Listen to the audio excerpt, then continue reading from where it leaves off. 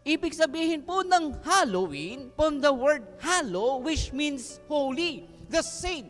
So ibig sabihin, today we celebrate the All Saints Day, yung pinagbibigyan nating kapurihan ang mga banal na santo. Ito yung mga kapiling na ng Diyos sa kalangitan. Tanggap nyo ba sa inyong buhay na ang mga kamag-anak nyo, ang asawa nyo, ang kapatid nyo na pumanaw, pag dumarating ang buwan ng November 1, ginagawang katatakutan. Ginigising lang ng tao, hindi ang Diyos.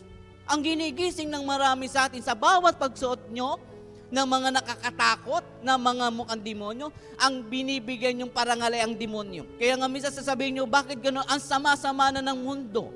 Hindi na natin makita ang Diyos. Kasi nga, anong nangyayari? Tayo mismo, kayo mismo, itinuturo nyo sa inyong mga apo, sa inyong mga anak, binibihisan nyo ng mga nakakatakot. Sino ang natutuwa? Hindi ang Diyos. Natutuwa si Satanas. Bakit? Marami nagpo-portrait ng kanyang imahe. Yun lamang yun. Kaya nga hindi natin masisisi bakit nagkakaroon ng kasamaan sa mundo.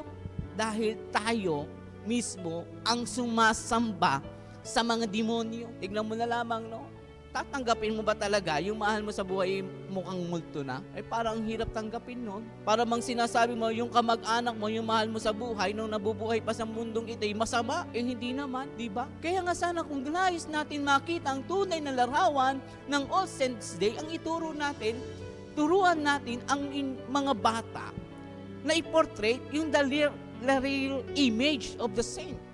Yung mga nakaka-cute na imahe ng mga tunay na santo at hindi yung mga nakakatakot na mukhang demonyo. Natutuwa tayo, Tuwan-tuwa tayo, pag binibihisan natin ng anak natin mo ang tiyanak, may tarak dito ng kutsilyo, tuwan-tuwa tayo.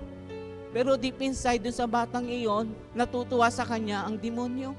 Imbis na gawin mong anghel, ang batang ito, bata pa lang may demonyo na pala.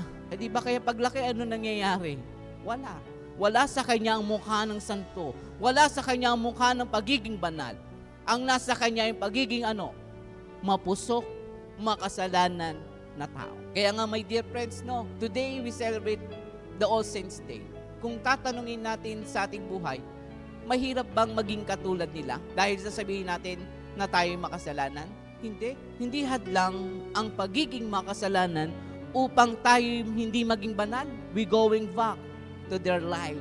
Basahin nyo ang istorya ng mga buhay ng mga kakilala nyo santo. They are not perfect. Sila'y makasalanan.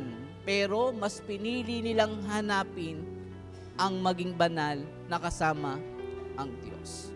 Kaya nga, my dear friends, kung gusto mo maging katulad ng mga santo, sabihin mo ikay makasalanan, okay lang. Pero dapat ang ninanais mo, pinoportrait mo sa iyong sarili, nais mong maging katulad nila. Naririto tayo bilang pagbibigay pugay sa mga taong nauna na sa atin. Kaya nga siguro unang natodas. Yung mga taong namuhay sa mundo na hindi natin nakilala at nakita man lang. Pero tayong lahat na naniniwala na sila ang katuwang natin sa bawat panalangin natin sa araw-araw, na sila ay tunay na kapiling ng Diyos. Sa bawat pagsamo natin, alam natin na sila ang ating katuwang sa ating buhay. Amen.